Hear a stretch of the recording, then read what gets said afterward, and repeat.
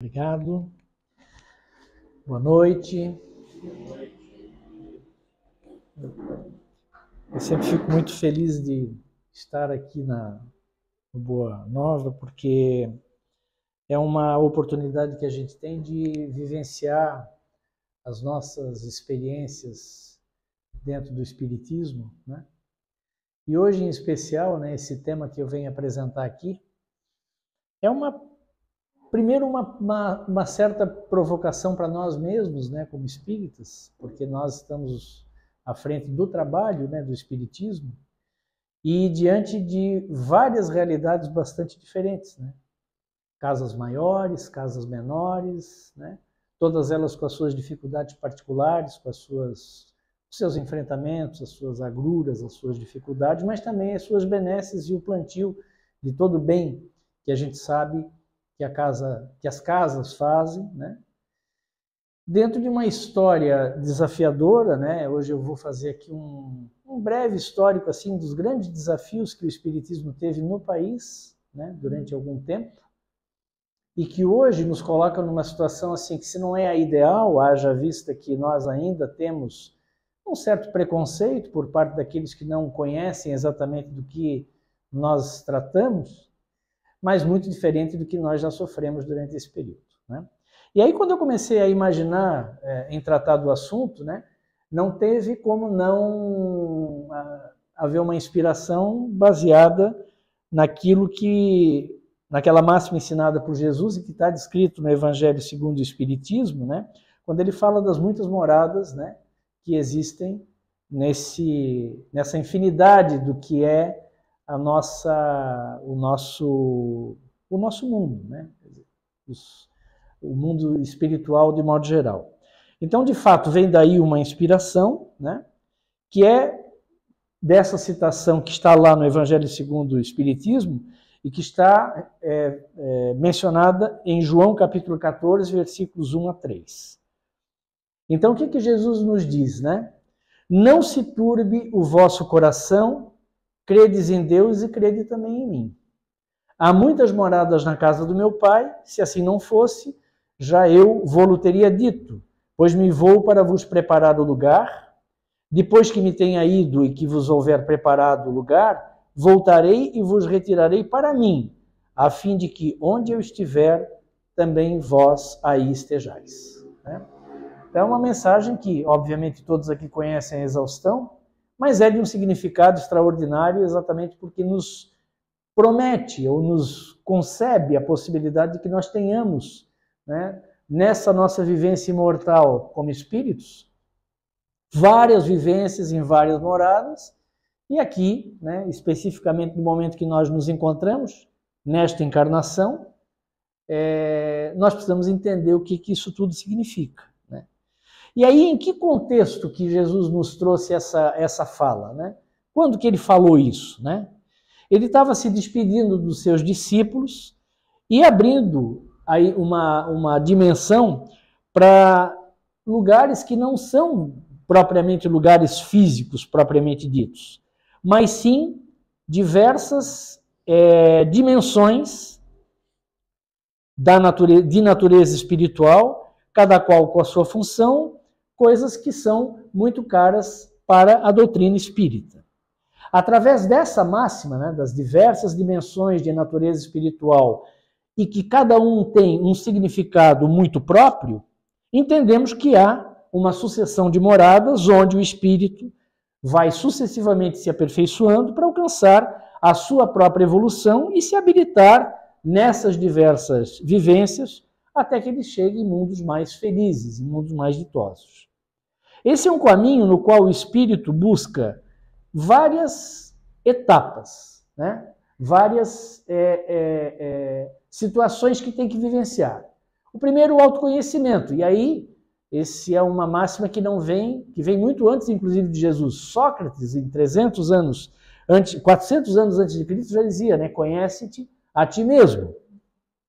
E é, de fato, uma premissa importante para que a gente possa conseguir evoluir olhando para dentro de nós, sabendo o que a gente tem dentro da nossa percepção, da nossa mente, né, que vai nos levar para frente. A prática do bem também é essencial para que a gente possa colocar efetivamente, né, colocar em efetivo aquilo que nós muitas vezes já sabemos, mas quando não fazemos que vire ação, pouco vale, né?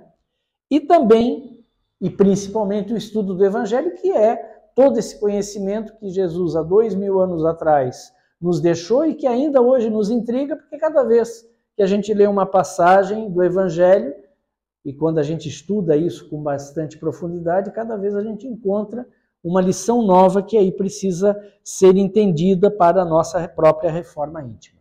E nesse contexto, as casas espíritas fazem o seu papel nessa dimensão que nós estamos aqui, né, como encarnados, em um mundo de provas e expiações, mas sem perder em nenhum momento a conexão com a espiritualidade maior, que é aquela que nos governa efetivamente. Isso é de tal ponto certo e verdadeiro que a existência das próprias casas espíritas no nosso mundo, ela é precedida de um trabalho muito anterior, que acontece lá na espiritualidade, e que é um trabalho prévio, organizado, articulado e planejado na dimensão espiritual. Então, muito antes de uma casa ser aberta, né, muito antes desta casa abrir aquela porta para que há 5 anos atrás ela abrisse, houve uma preparação no plano espiritual para que aqueles que governarão juntos com os encarnados que aqui se colocam à disposição pudessem preparar o ambiente e colocar à disposição deste mundo, né, desse nosso mundo de provas e expiações, para que a porta fosse aberta e o trabalho pudesse começar a ser feito. O plano espiritual planeja, portanto, com muita antecedência a criação de uma nova casa espírita e prepara os obreiros que vão a constituir, formando um grupo também de desencarnados, que é o plano espiritual que governa, para que se encarreguem das diretrizes que vão ser colocadas aqui em prática. A precursora de todas as casas espíritas no mundo foi a Sociedade Parisiense de Estudos Espíritas, que foi criada pelo próprio Kardec em abril de 1858, então já vai algum tempinho, né? E a partir dela, a história que foi se espraiando, né? E que no nosso país, com muita ênfase, né? Nós tivemos um trabalho muito significativo aqui de implantação de casas espíritas, mas também tivemos alguns problemas, algumas perseguições que fazem parte da história, que aqui eu trago assim uma pincelada para que nós possamos entender como nós chegamos no dia de hoje conseguindo abrir esta porta sem medos, né? Sabendo que aqui virão aqueles que precisam vir, daqueles que precisam desse ensinamento e desse entendimento e do estudo, que, via de regra, é aquilo que mais importa que nós fazemos aqui. Mas foi então Kardec, com a Sociedade Parisiense de Estudos Espíritas, que então colocou o embrião, né, da doutrina para estudar à época os fenômenos espíritas, né, e redundar, né, nas obras básicas que nós hoje estudamos, reestudamos, e a cada vez que lemos temos uma nova percepção de sutilezas que a gente às vezes não conseguiu buscar nas leituras anteriores e que nos fazem ser estudiosos permanentes, que isso é que nos faz diferenciar. E a partir daí, né, uma difusão grande da doutrina espírita como ciência, filosofia e religião, que é esse tríplice aspecto do qual nós não abrimos mão, né, e que faz a base de todo o trabalho que nós tivemos, que nós fazemos aqui. Porém, no nosso país, nem tudo foram flores, apesar de nós sermos uma das maiores pátrias do espiritismo do mundo, né? No Brasil, os centros espíritas, mais ou menos lá pela década de 30, já eram um significativo número, né? Principalmente ali no entorno da então capital federal, que era o Rio de Janeiro, né? E começaram, né, pegando bem aquela fase ali do governo Vargas, né, daquela era Vargas, onde já existia assim uma dualidade que hoje a gente ainda continua vendo, né, entre conservadores e progressistas, e que resultaram muitas vezes numa proibição não escrita de atividades do espiritismo lato sensu, porque tudo era colocado num mesmo balaio, né, o espiritismo, o candomblé, o umbandista e etc e tal, né, tudo colocado dentro de um mesmo teor, né? E aí começaram a fazer algum tipo de perseguição, baseado no Código Penal que nós tínhamos à época, que era o primeiro Código Penal da República, que foi escrito em 1890 e que trazia, num artigo específico, que é o artigo 157, um dispositivo que dizia o seguinte: é considerado delito praticar o espiritismo, a magia e seus sortilégios, usar de talismãs e cartomancias para despertar sentimentos de ódio ou amor, inculcar cura de moléstias curáveis ou incuráveis, enfim, para fascinar e subjugar a credulidade pública. Então colocou todo mundo numa balaiada assim de que cuidado com esse povo, que esse povo é perigoso, né? Porque estão explorando a fé e tudo mais, né? Então, isso é o que estava lá no início da República, né? A nossa República foi fundada em 1889, em 1890, ainda antes da Constituição, da primeira Constituição da República, saiu o Código Penal, né? E aí já, baseado nesse artigo, que é o artigo 157 do Código Penal, se começou a fazer uma certa perseguição, principalmente ali na década de 30.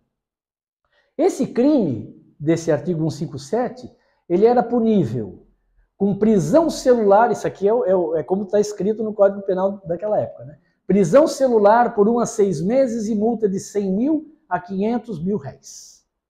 Isso aí significa o quê? Prisão celular é o mesmo que privação de liberdade, que hoje é equivalente a uma pena de regime fechado cumprida e penitenciária, né? A multa que fala aqui entre 100 e 500 mil réis da época equivalia na época a 270 dólares, que com a inflação americana é dinheiro de hoje de 9.500 dólares, que no câmbio aí mais ou menos do que a gente tem hoje, equivaleria a uma pena de multa de 50 mil reais. Então, veja que era um crime pesado, né? Aquela legislação refletia a visão da elite dominante da época, né? Nós estamos falando lá da década de 30, sobre práticas religiosas e espirituais, lembrando que nós éramos uma sociedade eminentemente católica, né? Em que tudo que tivesse fora desse contexto era visto com certa desconfiança, né? E criminalizava-se aqueles que eram consideradas supersticiosas ou que pudessem influenciar a crença da população. Embora, desde a primeira Constituição da República, que é aquela de 1891, existisse no artigo 72 da Constituição esse dispositivo. Desde a primeira Constituição, promulgada em 91, a previsão de que todos os indivíduos e confissões religiosas podem exercer público e livremente seu culto. Mas isso era só uma letra que naquela época era uma letra morta, porque ela não era acompanhada de efetividade. Em 1931, uma reforma na Polícia do Distrito Federal criou a Inspetoria de Entorpecentes e Mistificações, né? Mistificações é uma palavra que nos assusta até hoje, né? Que parece assim que tudo aquilo é muito, né? Nada disso aí a gente pode confiar muito. É tudo místico, dedicado ao combate do uso de tóxicos e da prática de magias e sortilégios. Foram proibidas, aqui está literalmente assim, macumbas, candomblés, feitiçarias, cartomancia, necromancia. Se a gente falar, né, que a gente tem uma reunião mediúnica aqui em que a gente atende desencarnados, né? Coitado de nós, né? Estamos fadados a cometer um crime. Sugestão, aliás, necromancia, quiromancia e congêneres, e excetuava só ilusionismo e equivalentes, que eram espetáculos públicos com autorização da polícia, né? Em função disso, embora não tenham sido proibidas, as casas espíritas foram muito perseguidas e fiscalizadas por agentes da polícia, e a sua abrangência, obviamente, foi diminuída porque as pessoas tinham medo de abrir as portas de uma casa espírita. Os centros espíritas, para vocês terem uma ideia, eram obrigados a manter um livro com dados pessoais dos seus líderes, especialmente dos médiuns, identificados através de fotos, que deveriam ser levados à Delegacia de Polícia de Ordem Pública e Social, o famoso DOPS, que já existia naquela época, para registro oficial. Mais tarde, quem assumiu essa atribuição foi a Delegacia de Costumes e Diversões. Em outro momento, até os médiuns precisavam apresentar um atestado médico, assegurando que possuíam condições físicas e principalmente psicológicas para poderem viver as suas crenças. Essa postura durou muitas décadas. E somente em meados da década de 60, veja, foram 30 anos dessa perseguição velada, né? Então, só em meados de 60 que houve um abrandamento dessa perseguição, mesmo após a edição de um novo Código Penal que tinha acontecido em 1940, né, que tinha eliminado qualquer tipo de crime por ações de curandeirismo, que é aquilo que a gente apresentou de antes, né? E, portanto, a gente, então, começou a ter uma relativa facilidade de poder praticar a nossa crença.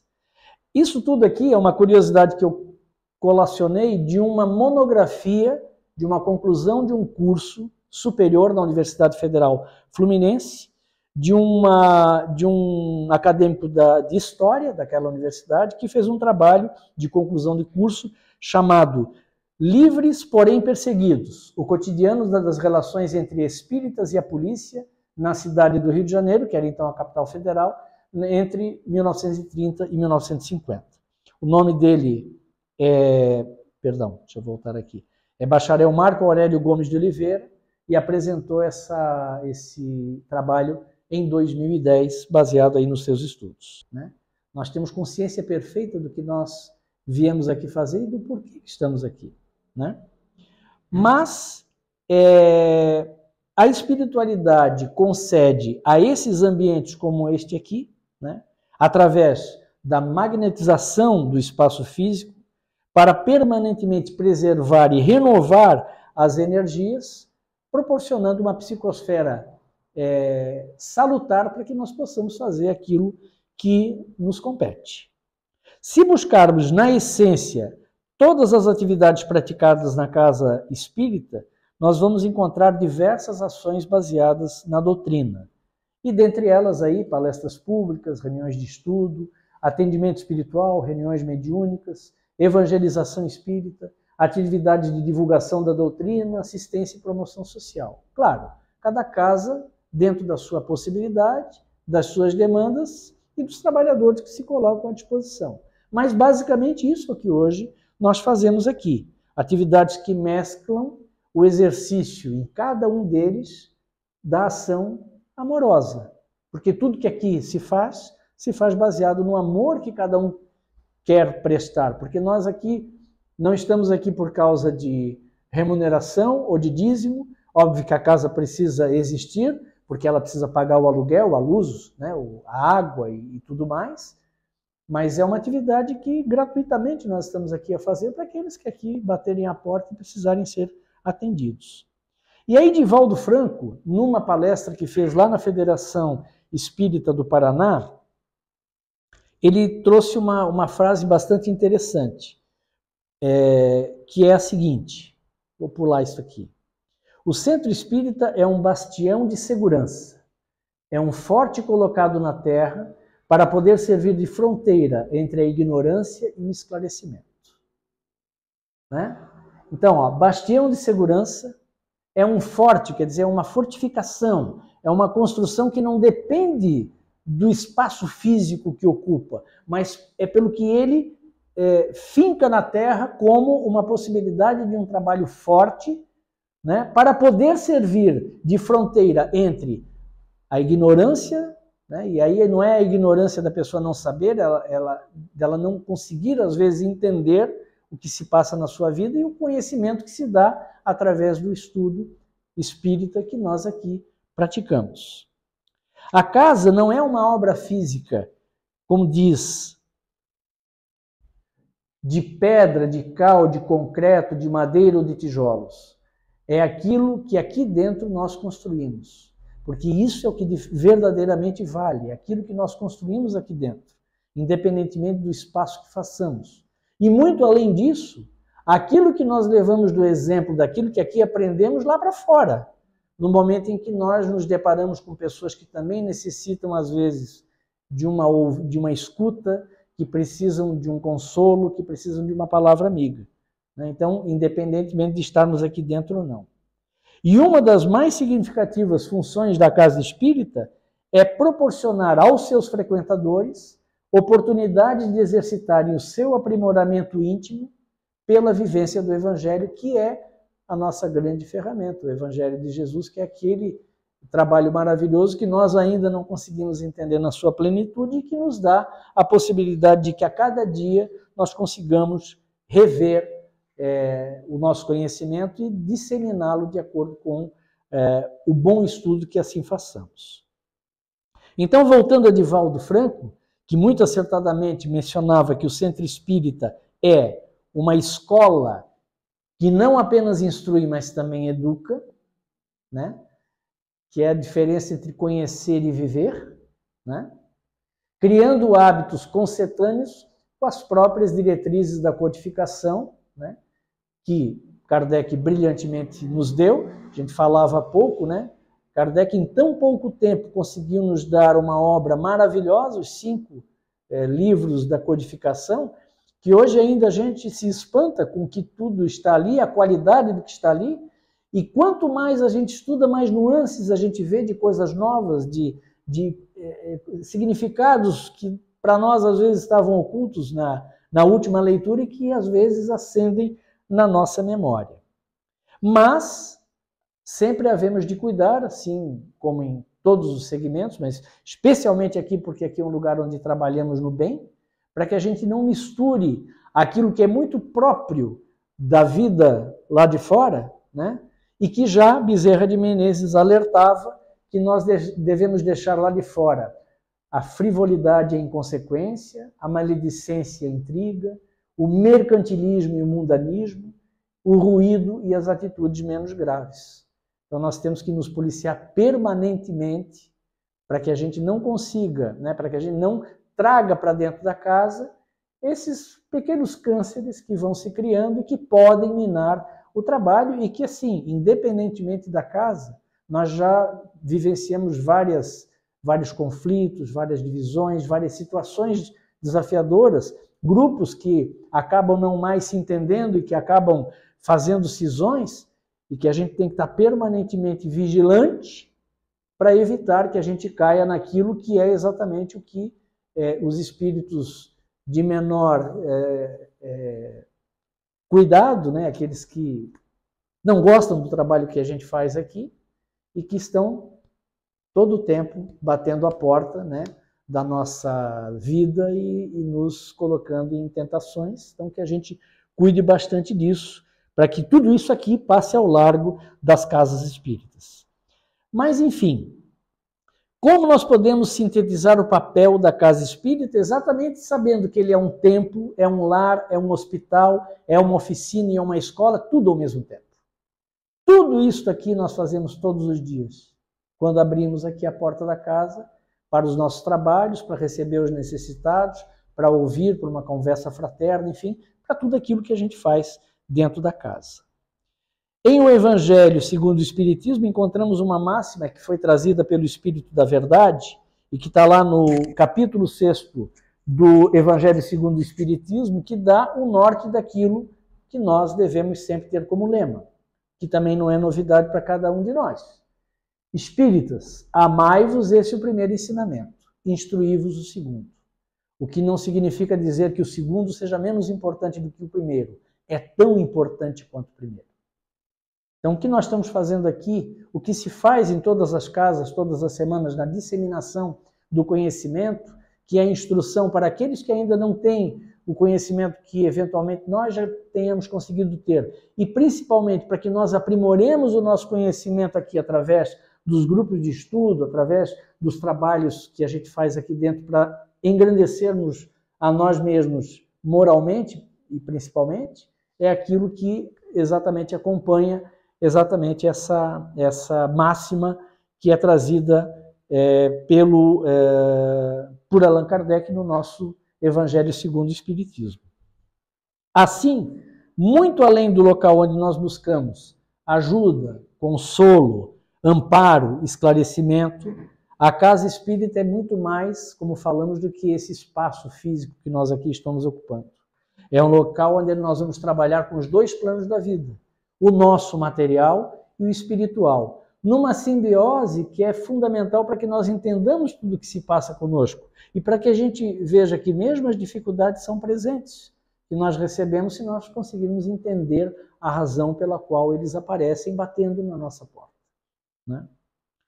E aí, nós podemos dizer, e aí vou trazer aqui o ensinamento de Sueli Caldas Schubert, no livro Dimensões Espirituais do Centro Espírita, quando ela diz que se a equipe encarnada colocar dia a dia os tijolos do amor e o cimento da perseverança, veja que isso é uma provocação para nós trabalhadores, tá?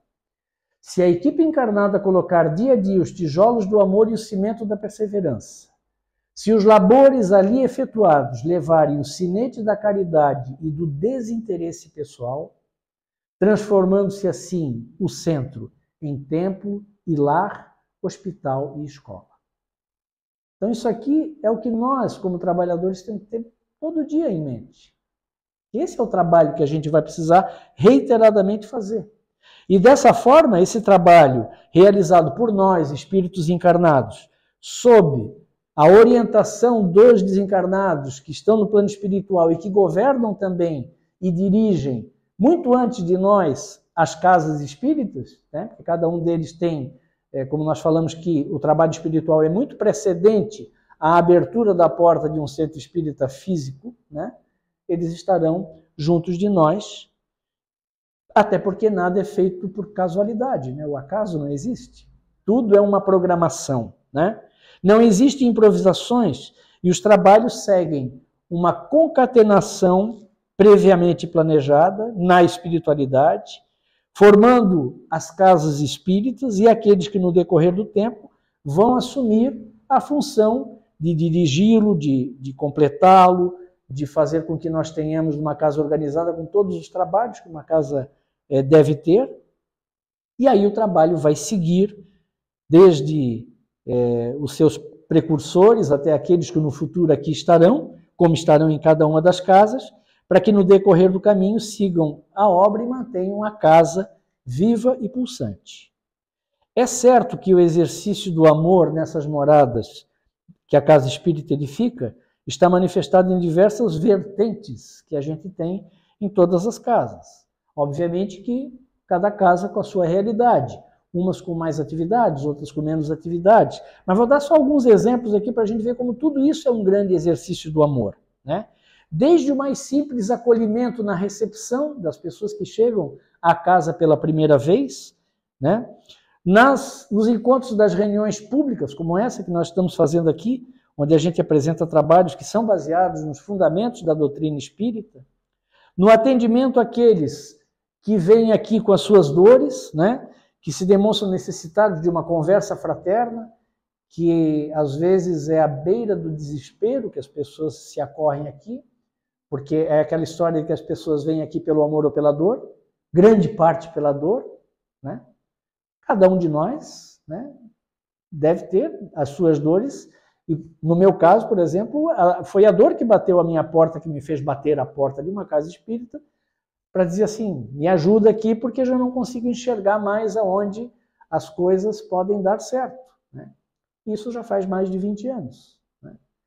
Então, esse também é um exercício de amor importante, que necessita de conhecimento, de técnica, mas que é aquele grande acolhimento, aquele grande abraço que as pessoas recebem, né, dentro dos centros espíritas para expor as suas dificuldades, suas mazelas, buscar esclarecimento, orientação e ajuda espiritual em um ambiente acolhedor e confidencial, né, que se trata, assim, da conversa fraterna no momento de escuta ativa.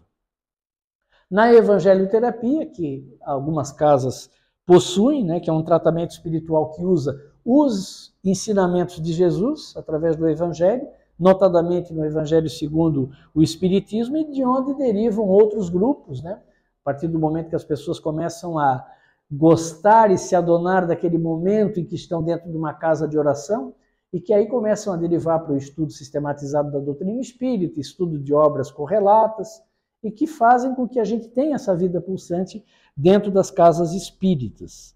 No trabalho da evangelização, dos grupos de estudo, né? E aí vários grupos que acontecem, não só das obras básicas, mas principalmente de tudo aquilo que a Federação Espírita Brasileira entende como obras correlatas e que estejam ligadas efetivamente com os preceitos da doutrina espírita, a evangelização da infância e da juventude, em que muitas casas fazem esse trabalho, para que a gente possa trazer os jovens mais próximos de nós, né?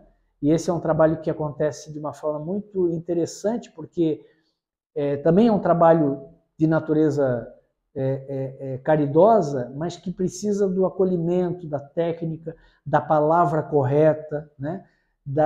De você trazer essas pessoas para que elas sintam vontade de todas as semanas estarem dentro da casa espírita, debatendo, dentro daquela linguagem acessível para aqueles jovens, mas debatendo os ensinamentos de Jesus, e que fazem com que a gente renove cada vez mais o nosso público, enfim, que é aquele dos nossos filhos, dos nossos amigos, dos filhos dos nossos amigos, daqueles necessitados das comunidades onde, eventualmente, a casa tenha a sua área de ação, enfim, para que todos se preparem para os desafios da vida com serenidade, com fé e com serenidade.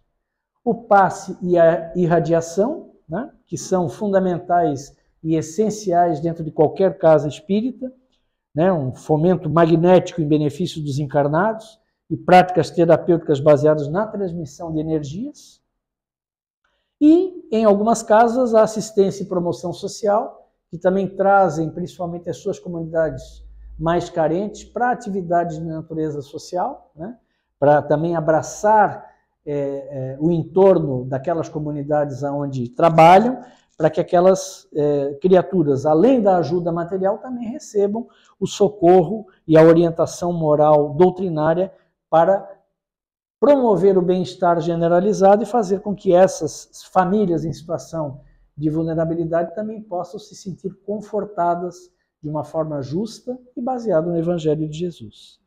E ainda a arte espírita, que algumas casas praticam através de teatro, música, encenações e tudo mais, que também faz um papel importante. E, óbvio, as reuniões mediúnicas, que todos aqui entendemos plenamente o papel, né? Para auxiliar os espíritos desencarnados ainda não esclarecidos nos atendimentos que fazemos, né? E que são uma grande escola e um trabalho muito pequeno perto do que a espiritualidade maior faz à sua competência, mas através dos médios, do choque anímico que ali acontece, dão para esses espíritos muitas vezes aquele impulso que falta para que eles consigam se entender e serem orientados através dos médios que recebem esses espíritos, dos dialogadores que trabalham com eles, dando o conforto e o esclarecimento necessário, e que é um trabalho fundamental para que esse esclarecimento possa ser disseminado. Em todas essas atividades, reina o máximo do exercício do amor. Um amor que transcende o aspecto físico e superficial, e que vai muito além, exatamente porque trabalha com a sensibilidade e a espiritualidade, que é aquilo que busca a conexão para o nível mais profundo das pessoas com o espiritual, através de atitudes de caridade, de compaixão e de perdão. E é importante lembrar que as casas espíritas são um verdadeiro refúgio do bem, extremamente necessários para a nossa vida desafiadora, de problemas, de dificuldades, em que todos os dias a gente mata um leão, né? E às vezes quando a gente não o mata, ele vai para a cama conosco e ele povoa o nosso pensamento, os nossos sonhos, os nossos pesadelos, para que nós possamos conseguir, com o esclarecimento, ter condições de ter mais força para difundir a força que está dentro de nós e muitas vezes adormecida, né, para que a gente possa viver nesse mundo complexo, complicado e difuso. E somente onde há amor, um amor mais amplo do que aquele que costumamos significar no dia a dia, do que nós entendemos aqui como encarnados que seja amor, que é uma centelha muito pequena em relação a tudo aquilo que é o amor no aspecto da espiritualidade, é que podemos criar as nossas salvaguardas, mesmo assim, diante de todas as dificuldades, que, como falamos, são as grandes oportunidades.